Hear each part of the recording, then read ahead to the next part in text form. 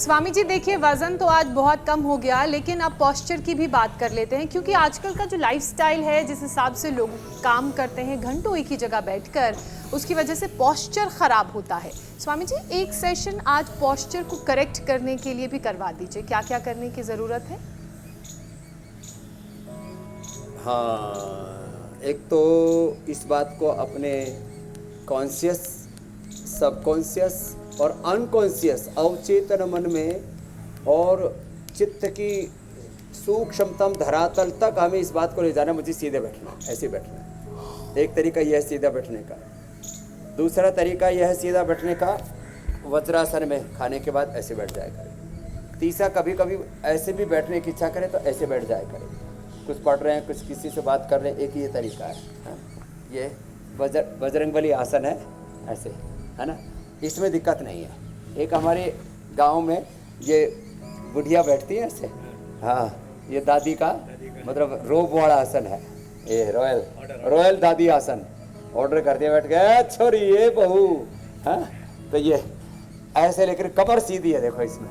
तो ये 3-4 तो सीधे बैठने वाले हो गए, बाकी ये तो है ही सो है। और फिर जब कुर्सी पर बैठते हैं तो भी ऐसे सीधे ही बैठे, और बीच बीच में कुर्सी पर बैठे हुए ना ऐसे कर लिया करें, तो इससे ना थोड़ा अच्छा रहता है। इससे फिर बैलेंस नहीं बिगड़ता।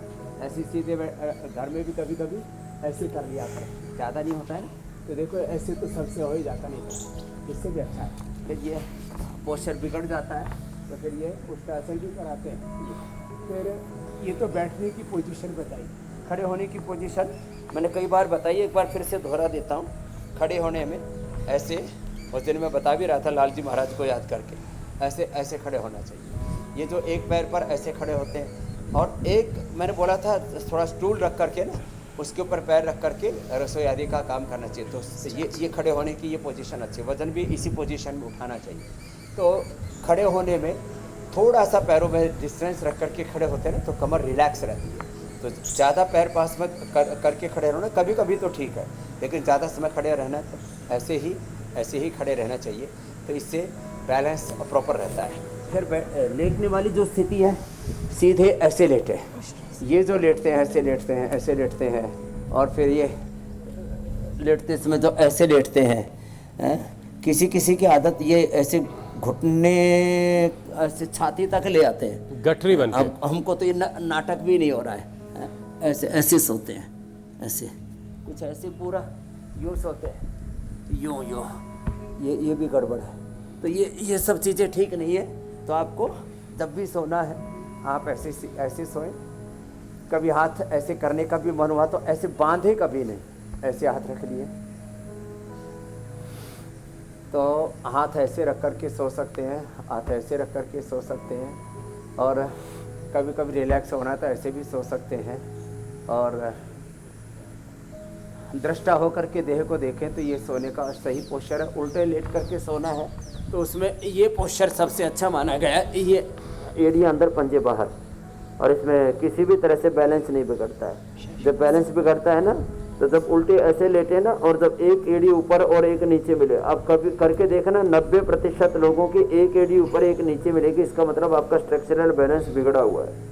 ऐसे हथेली पर हथेली और माथा उसके ऊपर रख दिया, पंजे बाहर, एड़ियाँ अंदर रखने के बाद में दोनों पैरों की एड़ियाँ समानांतर रूप से या तो ज़मीन से टिकी हुई हो, और या थोड़े मोटे हैं तो थोड़ा अधर भी हो, तो एक जैसे होने चाहिए। पैर ऊपर नीचे हैं तो इसका मतलब आपका बैलेंस बिगड़ा हुआ है।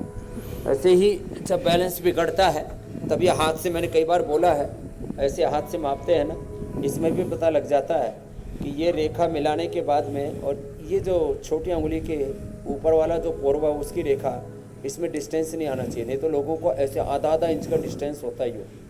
तो इसका मतलब ये रहता है कि यदि ऐसे सहज रूप से रिलैक्स होकर के इसको हथेली के मूल को ऐसे मिला करके, और फिर जब ऐसे मिलाते हैं तो एक सीध में रहने चाहिए हाथ ऐसे, तब।